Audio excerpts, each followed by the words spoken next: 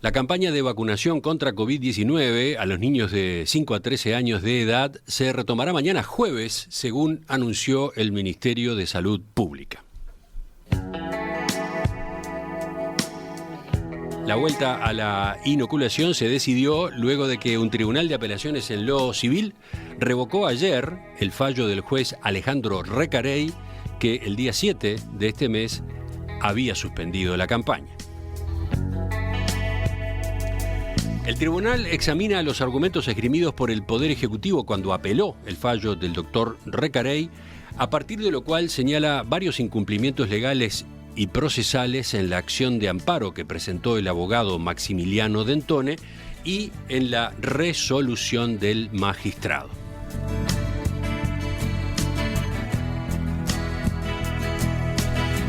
En un documento de 29 páginas, la parte final termina señalando: revócase la sentencia definitiva de primera instancia impugnada y en su lugar desestímase la demanda en todos sus términos.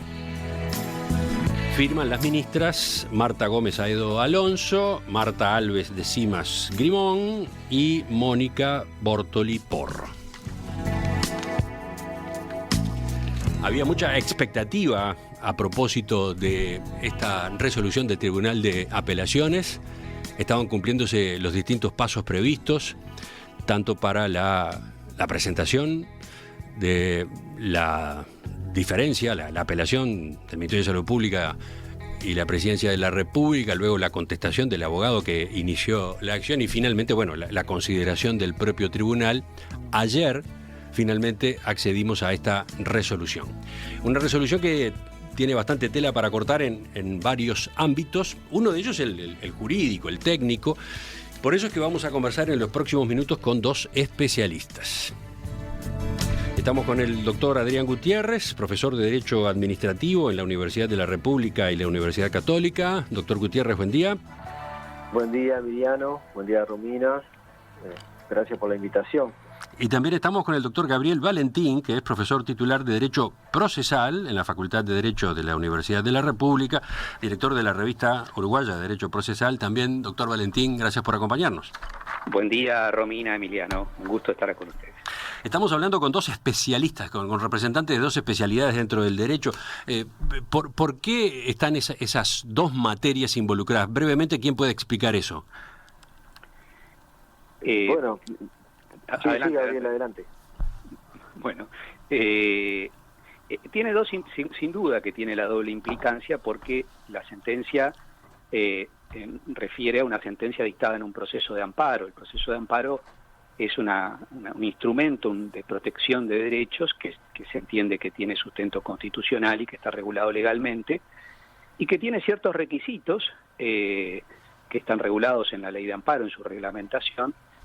Y la sentencia toca aspectos que tienen que ver con esos presupuestos, que son varios de esos presupuestos para el acceso a una vía procesal, y por eso es que tiene un enfoque procesal. Como vamos a ver, están en juego, la sentencia analiza principios fundamentales del derecho procesal, y por otro lado también porque es un acto contra, un amparo contra un acto del Estado, es decir, se trata de un plan de vacunación llevado adelante por la autoridad pública en el ejercicio de una política pública, y sin duda eso hace que estén en juego principios propios también del derecho administrativo. Sí, doctor Gutiérrez, en lo suyo, lo administrativo, ¿qué agrega a lo que decía su colega?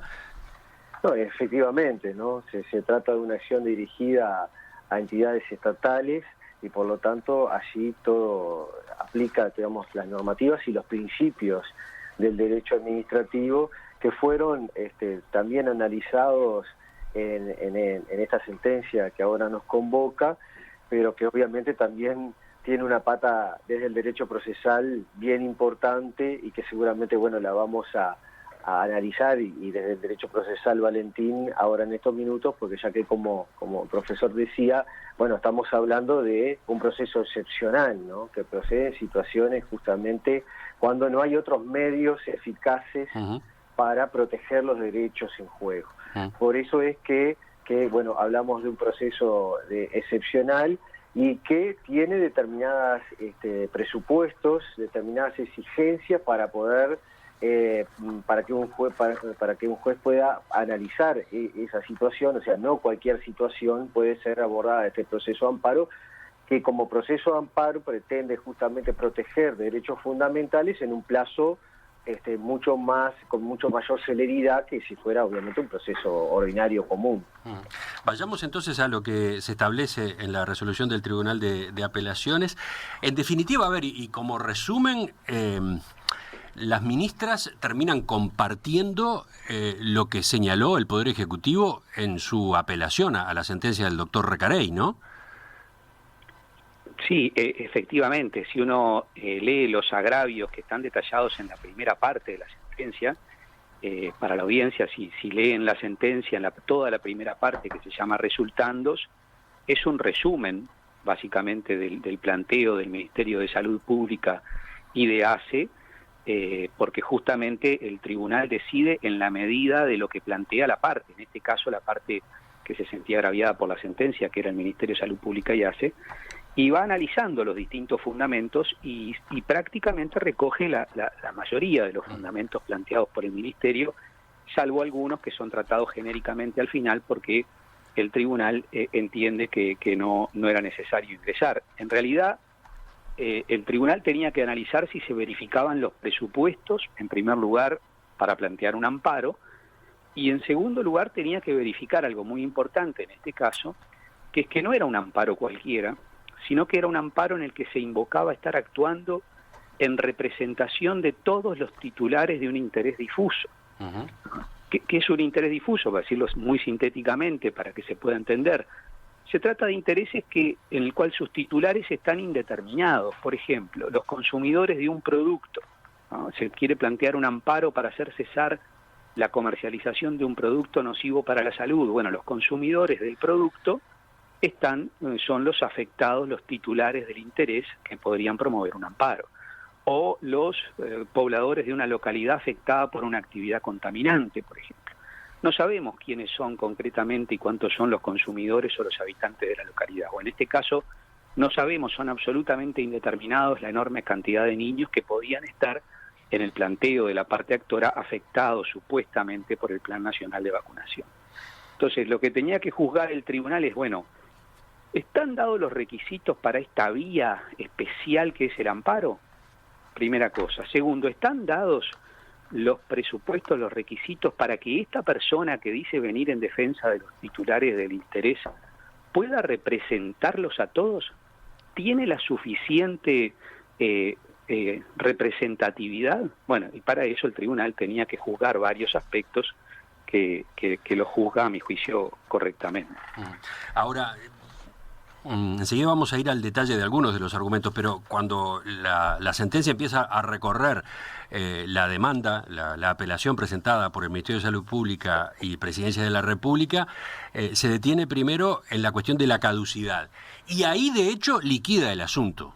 Sin duda. Ahí ya terminó el asunto. O sea, en definitiva, lo que dice la sentencia del Tribunal de Apelaciones es que el doctor Dentone interpuso el amparo después del vencimiento del plazo establecido por la ley para este tipo de recursos, ¿no?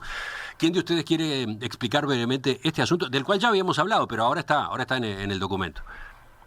Sí, efectivamente la ley establece, ¿no?, un plazo de caducidad. Esto es un plazo dentro del cual el interesado debe presentar el reclamo, debe presentar la demanda, que debe solicitar el amparo, que es de 30 días contados desde el acto de hecho u omisión, que afecta ese derecho, desde la verificación de esa situación. Y bueno, y allí lo que analiza el tribunal es desde cuándo en realidad se realiza, ¿no?, comienza la campaña de vacunación, que fue en el mes de enero, no recuerdo exactamente el día, y bueno, y allí, haciendo ese cómputo del plazo, concluye de que la demanda fue presentada luego de esa norma que establece ese plazo que decía mención. Sí, dice, recuerda la resolución, la campaña de vacunación contra COVID-19 se inició en el país el 27 de febrero de 2021 y más concretamente la vacunación de menores de 18 años de 12 a 17 en junio 2021 y de menores de entre 5 y 11 el 12 de enero del 2022. O sea, la fecha más reciente en todo este proceso de inicio de esta vacunación es 12 de enero de 2022. El plazo que estaban mencionando ustedes es un plazo de 30 días, ¿no? Exacto. Y bueno, sí. por supuesto se venció porque la demanda se presenta el 1 de julio, ¿no?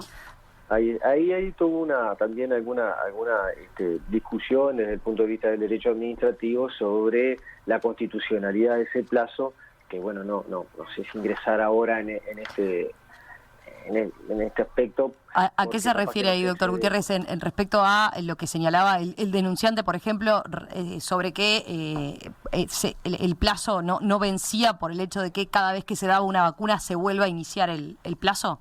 Por ahí está, exacto. Hay dos temas respecto al plazo. Uno, de quienes hay una parte importante de doctrina, como por ejemplo el doctor Rizzo Ferrán, el doctor Ox, que sostienen que el plazo que establece la ley es inconstitucional porque está limitando el ejercicio de un derecho a amparo que el constituyente no previó para proteger justamente derechos fundamentales.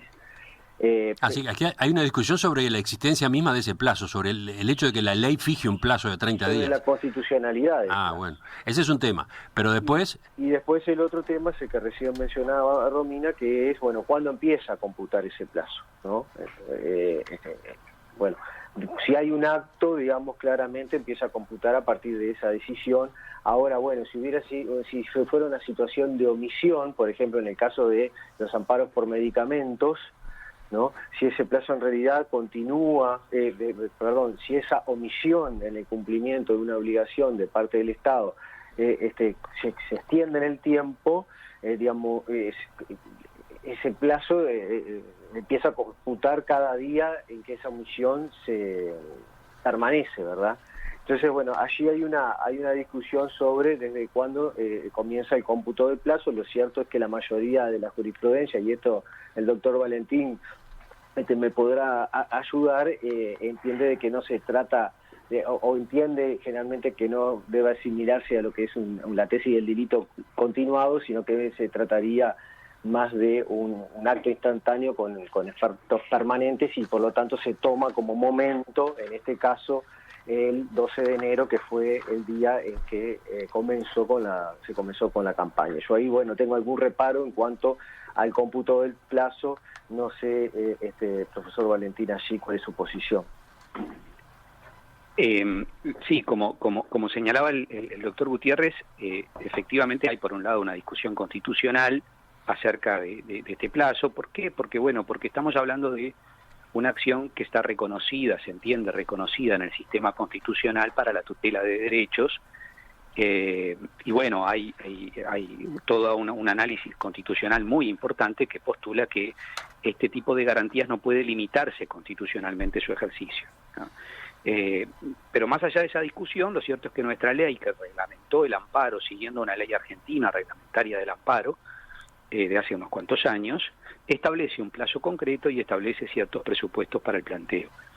El tema está en cuándo empieza a computarse, porque la ley dice de la fecha del acto de hecho u omisión, ¿no? Entonces acá el enfoque del actor en una demanda que a mi juicio era una demanda que tenía varios defectos en el planteo, es decir, no tenía una articulación clara, una fundamentación clara, y no tenía un petitorio tampoco absolutamente claro planteado. De hecho, en el petitorio de la demanda no estaba el petitorio, se podía deducir del planteo argumental, pero básicamente el planteo era, bueno, acá hay una omisión del Estado. En realidad era bastante difícil articular que había una omisión, pero bueno, el planteo del actor era que había una omisión y en función de eso entendía que la omisión del Estado se consumaba todos los días y por lo tanto el plazo no empezaba a correr.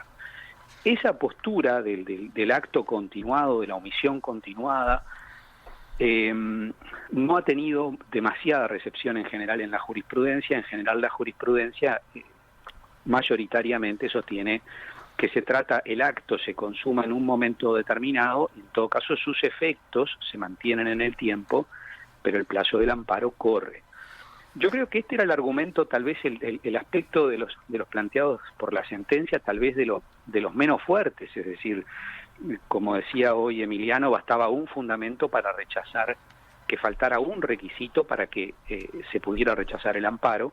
Este tal vez no era tal vez de los más fuertes en los planteados por la sentencia.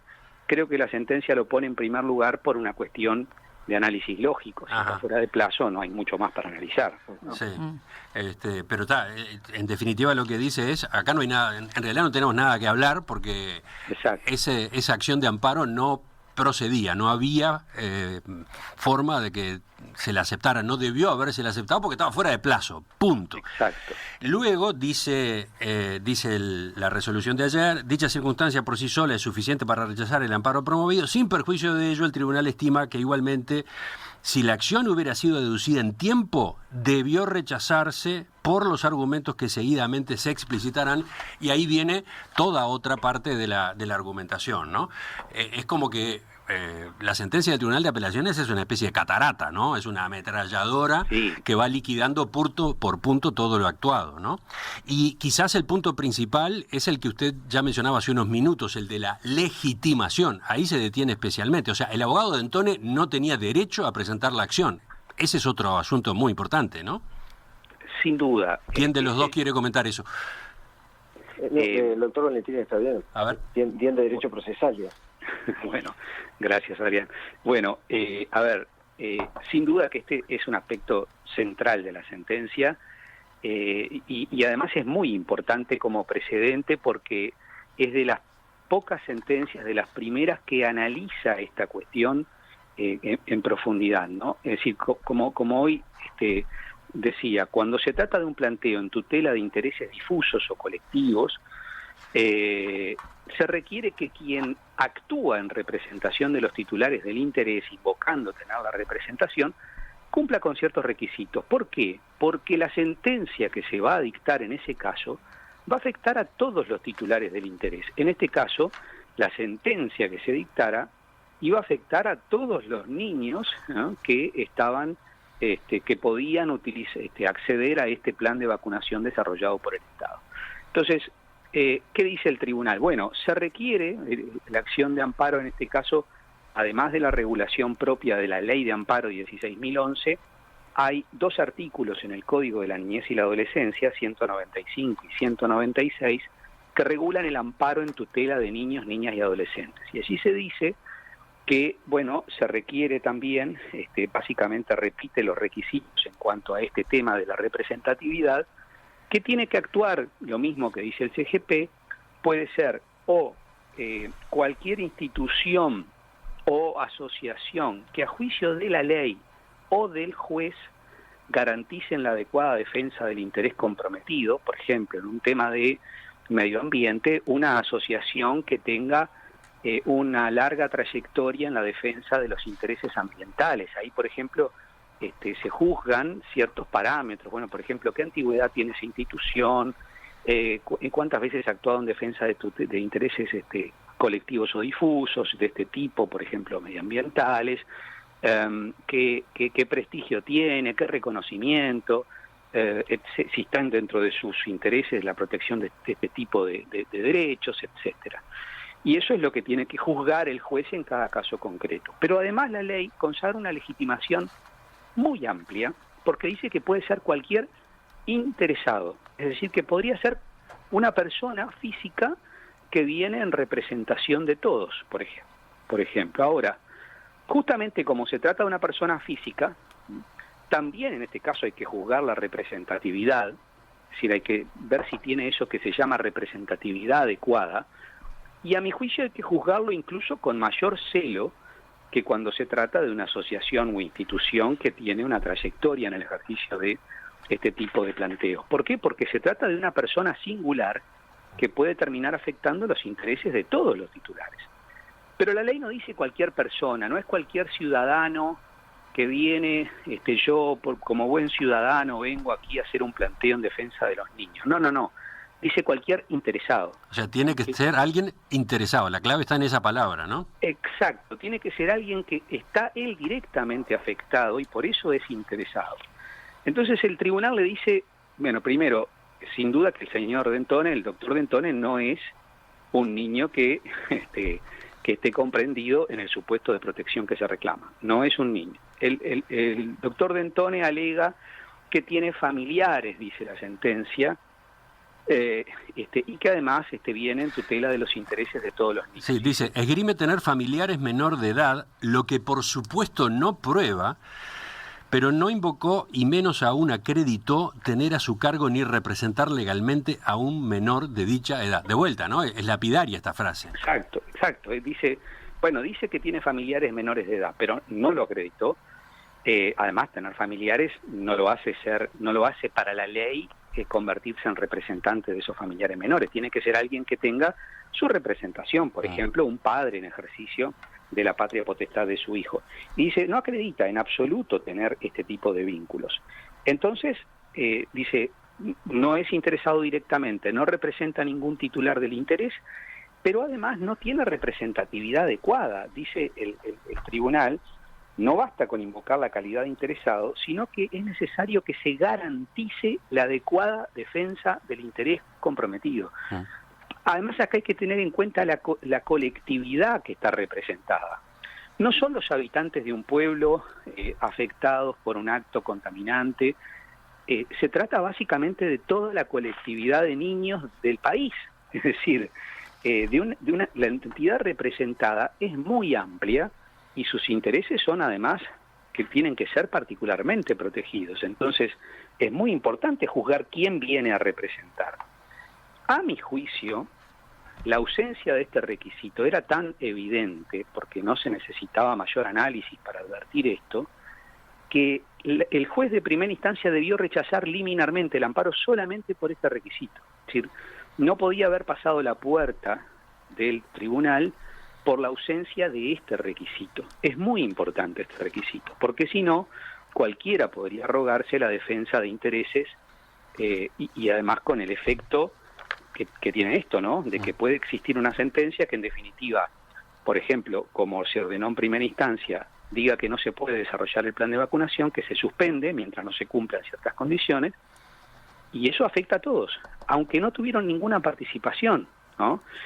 Algunos sistemas, por ejemplo, incluso, aunque se asegure la representatividad adecuada, permiten que la persona que está incluida en ese juicio por estar debidamente representada por esa institución o asociación tenga el derecho de salirse.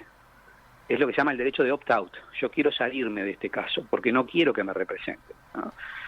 Bueno, en el Uruguay esto no está regulado detalladamente, sería muy interesante analizarlo si es posible salirse, pero lo primero de todo es quién tiene aptitud para representar. Y ese requisito sin duda no estaba cumplido. Les propongo una breve pausa y enseguida completamos este análisis, un análisis preliminar, obviamente, un análisis rápido con el texto recién divulgado, viendo otros puntos que incluye la sentencia del Tribunal de Apelaciones.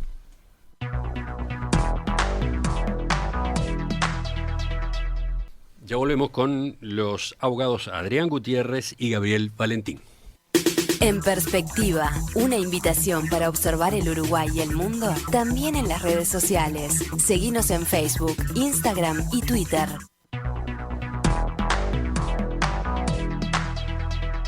Volvemos en Perspectiva al análisis de la sentencia del Tribunal de Apelaciones en lo Civil que se conoció ayer y que habilita que vuelva a desarrollarse la campaña de vacunación contra COVID-19 en menores de edad.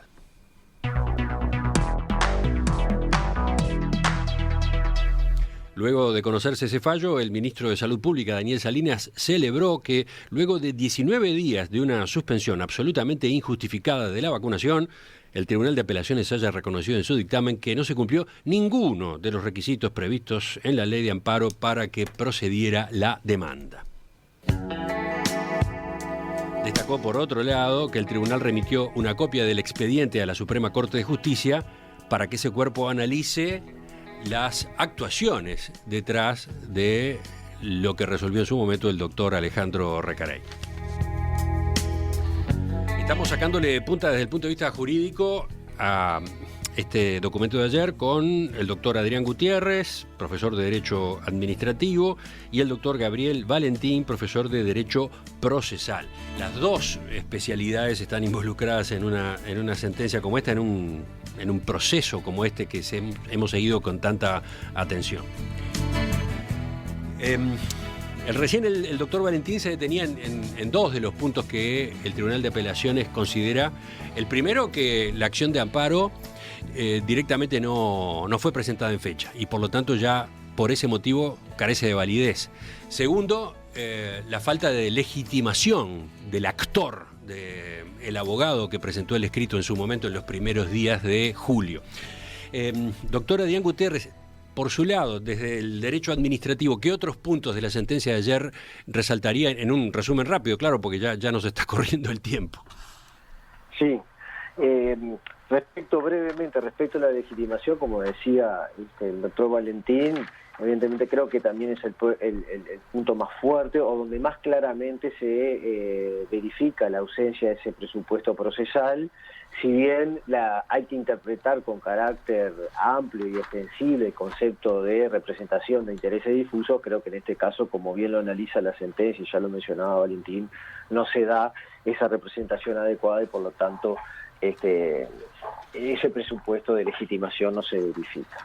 Luego el tribunal entra a analizar otros aspectos que la propia ley exige, ¿verdad?, para analizar si se corresponde o no amparar la pretensión, en la medida de que para que proceda el amparo debe haber una afectación o una ilegitimidad manifiesta que lesiona o restringe, a través de la cual se lesiona o restringe un derecho y libertad reconocidas expresa o implícitamente por la Constitución. Y ahí el tribunal hace un análisis que en primer lugar dice, bueno, no habría una lesión actual inminente en la medida de que no hay una obligatoriedad, ¿no?, en la inoculación de los menores de 13 años. Esa lesión actual inminente debe surgir de forma manifiesta, esto es ostensible, clara, evidente, de la propia demanda, y bueno, y el hecho de que no existiera esa obligatoriedad parecería bastante claro que no se daría esa lesión o esa afectación al derecho. En ese sentido comparto lo que menciona el tribunal, sin perjuicio de mencionar que en algún momento, cuando habla de legitimidad manifiesta, hace referencia a que el Poder Judicial no podría inmiscuirse en la esfera competencial de otro órgano, en este caso del Poder Ejecutivo, a través básicamente del Ministerio de Salud Pública. Ahí el tribunal hace una mención al principio de separación de poderes y lo que en terminología anglosajona se denomina el self-restraint, esto es la autorregulación de los jueces, ¿no?, que los jueces no pueden inmiscuirse en lo que son la determinación de las políticas públicas. Y digo esto porque acá sí quería hacer alguna mención especial en que, si bien los jueces no pueden sustituir o invadir esfera de competencia de lo que son los organismos estatales, en este caso, por ejemplo, a través de lo que es el Ministerio de Salud Pública, no debemos olvidar que justamente el Poder Judicial está para controlar el ejercicio del poder. ¿Por qué resalta esto?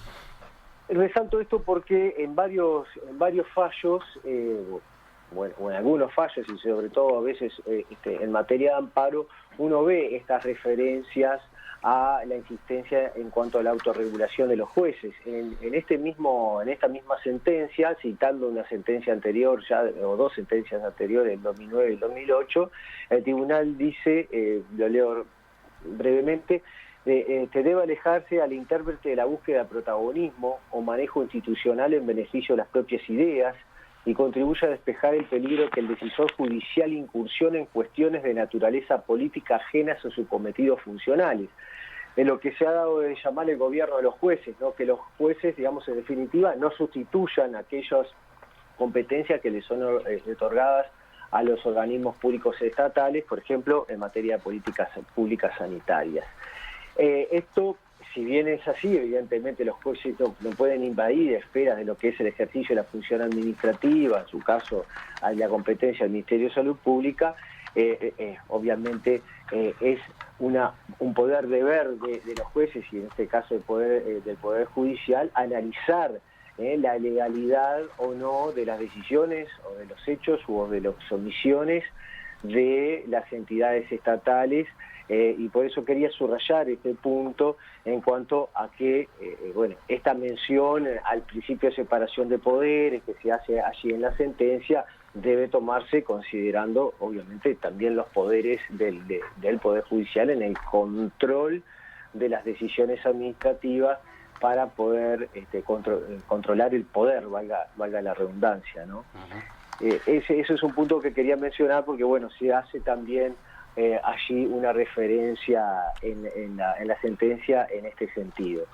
Pero, después, a mí me llamó la atención cómo después el Tribunal de Apelaciones se detiene en el principio de congruencia, ¿no? O sea, la relación entre lo que pide el denunciante y lo que determina el juez. Esta es una parte interesante de este proceso, ¿no? Ustedes hace unos minutos señalaron algo de eso. En la acción que inicia el doctor Dentone ni siquiera hay un planteo concreto sobre lo que se está buscando. ¿Pueden, por lo menos brevemente, anotar en esta materia? Valentín.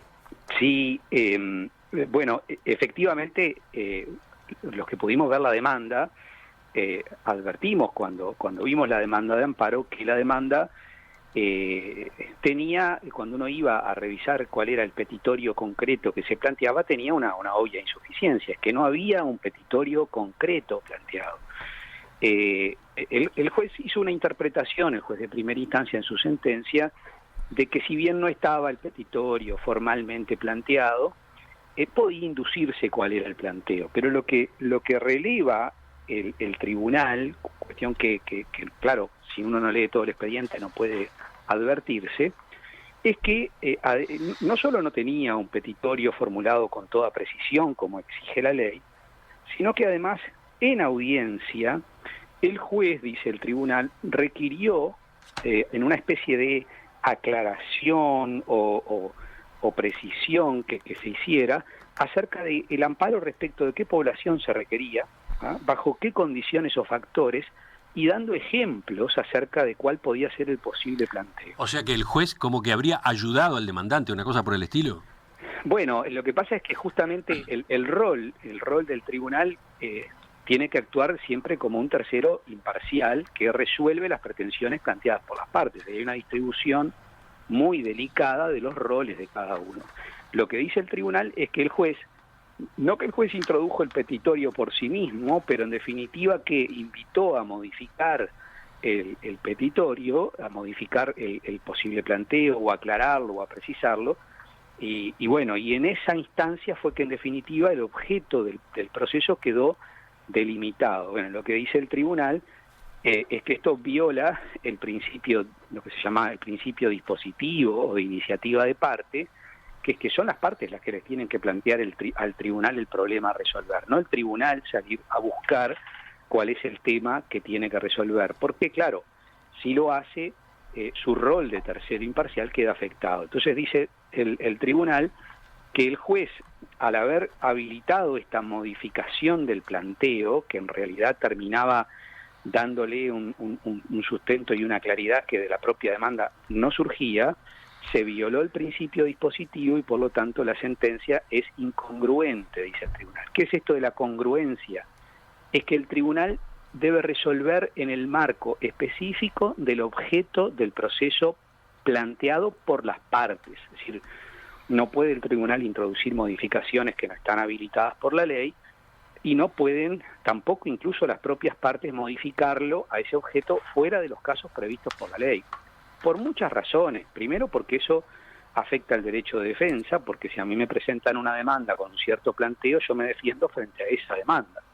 Si después el planteo cambia, se afecta el derecho a la defensa, porque también se afecta el principio de imparcialidad, porque si el tribunal es el que introduce o invita a introducir modificaciones al objeto, sin duda que su rol de tercero imparcial puede verse afectado. Entonces, este es un reproche, un agravio que recoge la sentencia que me parece que también es importante, incluso hace un agregado más, el tribunal dice al final que también me dio incongruencia por cuanto el juez manda a que la eventual renovación del plan de vacunación se mande a otra vía, a discutir en otra vía posterior, y que eso tampoco estaba pedido en la demanda. Entonces, eso viola, dice el tribunal, el principio constitucional. Ese punto es uno de los varios que llevan al Tribunal de Apelaciones a remitir las actuaciones a la Suprema Corte, ¿no? En un momento ya sobre el final de la sentencia dice: en referencia a las irregularidades que adujeron los demandados, o sea, Ministerio de Salud Pública y Presidencia, y ahí enumera recusación del juez, violación al principio de igualdad, aclaraciones solicitadas en audiencia sustituyendo falencias de la demanda, intimaciones dispuestas de oficio, dice el tribunal, las mismas no causaron perjuicio por cuanto se pudo ejercer la defensa y el derecho a recurrir. Sin perjuicio de ello, se dispondrá la elevación de testimonio de todo lo actuado para ante la Suprema Corte de Justicia a los efectos que pudieran corresponder. ¿Qué es lo que está de por medio acá con la remisión a la Suprema Corte? No sé si el doctor Gutiérrez o el doctor Valentín. Sí. Bueno, lo que parecería surgir, pues, en base a lo que ya mencionaba recién, el tribunal advierte de todas estas situaciones, las menciona expresamente, también concluye que no hubo un perjuicio, o sea, no afectaron el derecho de defensa, pero deja claro, como tú mencionabas, el Civiliano, el hecho de elevar al superior jerarca, o sea, del Poder Judicial, esto es, a la Suprema Corte de Justicia, los antecedentes a efectos que pudieran corresponder.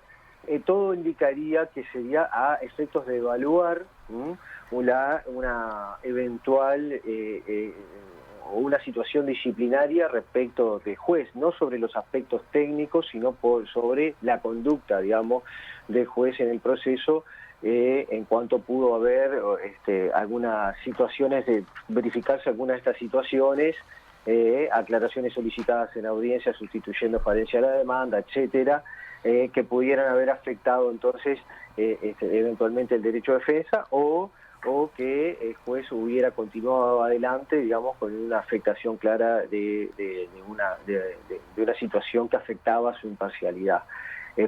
Seguramente esto, bueno, va a ser elevado a la Suprema Corte y la Suprema Corte analizará si corresponderá o no iniciar un procedimiento disciplinario. Uh-huh. Quedan dos preguntas por lo menos. Una de ellas, Romina, tiene que ver algo con esto, ¿no?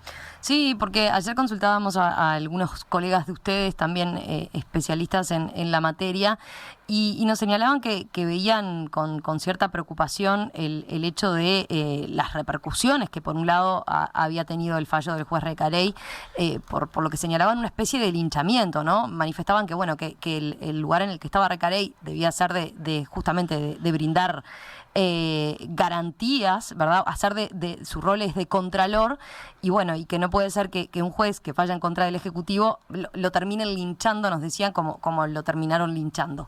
¿Qué opinión les merece a ustedes ese punto? Bueno, en lo personal, estas situaciones en cuanto a jueces no es la única ni excepcional, ¿no? Existen procedimientos disciplinarios respecto de magistrados, en los casos en que la Suprema Corte entiende que puede haber un acto, digamos, fuera de los aspectos técnicos, evidentemente, y de lo que es la independencia técnica, ¿no? Bueno, acá habrá que ver específicamente si realmente la Suprema Corte entiende que hay elementos como para iniciar un procedimiento disciplinario o no. Es cierto que este fallo ha tenido una trascendencia que otros no tienen, pero eso, reitero, no quiere decir que la Suprema Corte de Justicia haya actuado en otros casos. Desconozco que realmente sea por esta situación en especial, sino que sea para analizar efectivamente esas denuncias, porque de hecho hay denuncias en el expediente sobre la conducta asumida por el magistrado. Doctor Valentín. Sí, yo creo que hay dos aspectos que hay que diferenciar. A mí me parece que sin duda que hay que ser muy cuidadoso, ahí hay un tratamiento muy delicado cuando se trata del juzgamiento contra un acto del poder público, porque el amparo, como decía antes el profesor Gutiérrez, se trata de un instrumento que cuando se ejerce contra un poder público es un instrumento de control del poder, ¿no? Y ese instrumento de control del poder que efectivamente no debe ser un instrumento de control de la oportunidad política de lo que hace el Estado, sino un control de la regularidad jurídica, si el Estado está actuando de acuerdo al marco constitucional, legal. Es un ejercicio muy delicado del poder. Entonces, a mí, por un lado, me preocupa y comparto el linchamiento público. Creo que eso es muy delicado. Yo puedo decir, bueno, no, evidentemente no comparto que en este caso se haya dado trámite al planteo de amparo, porque adolecía de que faltaban varios requisitos para el planteo, en los que se juegan principios muy importantes. Pero otra cosa es el linchamiento público, que me parece que eso es delicado, es muy difícil, y creo que es muy importante construir colectivamente un discurso de dejar que las instituciones funcionen, ¿no?, como funcionaron efectivamente, para resolver los conflictos. Otro plano es el del juzgamiento concreto de la actuación del juez en este caso. Todos los jueces, como todos los operadores del derecho, estamos sometidos a responsabilidad por nuestros actos, y bueno, el juzgamiento de la eventual responsabilidad o no responsabilidad en este caso corresponde a la Suprema Corte de Justicia, que dirá si hay elementos o no los hay, y juzgará, como decía el profesor Gutiérrez, como en otros casos ha juzgado. Eso me parece que tenemos que dejar que la Corte actúe y se pronuncie, y si la Corte se pronuncia y dicta una resolución que entiende que existe una sanción, también el acto de la Corte está sujeto a control en ese caso. Así que les propongo una pausa y enseguida la última pregunta, ahora sí ya los liberamos. Sí. En Perspectiva, más que un programa, más que una radio. Llegamos al final de esta entrevista compartida esta mañana con los doctores Adrián Gutiérrez y Gabriel Valentín, profesor de Derecho Administrativo, profesor de Derecho Procesal respectivamente. Para eso tomo como base una pregunta que se ha repetido, que plantean varios oyentes, en el sentido siguiente: el tribunal no se expide sobre el fondo del asunto, sobre la suspensión de la vacunación en aras de la difusión de mayor información a propósito de las vacunas. El consentimiento informado, ¿no? Se insistía mucho por ese lado en el planteo del doctor Recarey, que la vacunación pueda ser resuelta por el menor o por quienes están a cargo del menor en base a información sólida. Y entonces dice el oyente, por lo tanto, si mañana se comprueban efectos adversos de las vacunas, el tribunal no tendrá nada que ver. ¿Qué dicen ustedes sobre este punto? Me gustaría un breve comentario de cada uno. Doctor Valentín. Bueno, sin duda el tribunal no entró al fondo porque no podía entrar en base a todos los elementos que hemos mencionado, pero también precisó un aspecto que creo que es importante, que es que existía, si lo que se quería era acceder a la información, existía otra vía, que era la del acceso a la información pública, que se había planteado en otros casos también, y que esa vía podía intentarse por cualquiera que cumpliera los requisitos para ese planteo, o sea que existe esa otra vía. Por otro lado, quiero decir que esta decisión que se toma y que dice que no se dieron los presupuestos y que el doctor D'Antoni no podía representar, no significa que en el futuro alguien que efectivamente acredite tener los requisitos pueda volver a hacer un planteo. Ese es todo un tema, ¿no? Sí, claro, sin duda que se podría, siempre que acredite todos los requisitos del planteo de la pretensión de amparo, es decir, acreditar que está en un plazo, que ahí tenemos un problemita. Sí, ya con el plazo da la sensación de que no habría margen para presentación de esta acción de amparo. Seguro, la única forma sería postular o la inconstitucionalidad del plazo o la teoría del acto de omisión continuada. Y bueno, y después está el tema de la representatividad. Tiene que presentarse a alguien, una institución, una asociación con representatividad o un interesado verdaderamente, pero que tenga una adecuada representatividad. A mi juicio, ninguna persona física en este caso podría acreditar tener la representatividad. El planteo solo sería plausible, incluso el propio tribunal lo dice, si fuera una institución que tiene como función la tutela de los intereses de los niños. Doctor Gutiérrez.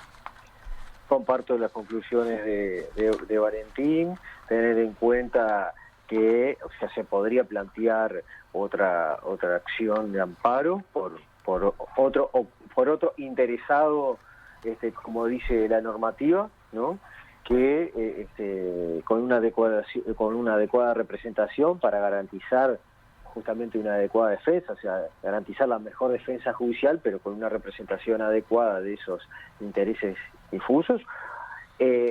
Y también que, bueno, esa nueva acción podrá tener un resultado distinto. Es cierto que tenemos el problema del plazo, allí, bueno, tenemos esas dos posiciones, desde cuándo empieza a computar, si se sostuviera que es una suerte de ilícito continuado, bueno, allí evidentemente el plazo no se habría extinguido, no habría una situación de caducidad y por lo tanto podría presentarse una nueva acción de amparo que podría tener evidentemente un resultado distinto porque no afecta este fallo a otras situaciones que podrían llegar a plantearse. Uh-huh. Doctor Adrián Gutiérrez, doctor Gabriel Valentín, gracias a ambos por este análisis hoy tan temprano, con la sentencia recién conocida en la tarde de ayer. Quizás de para más, después volvemos a charlar en cualquier momento. Gracias, muy amable por la invitación.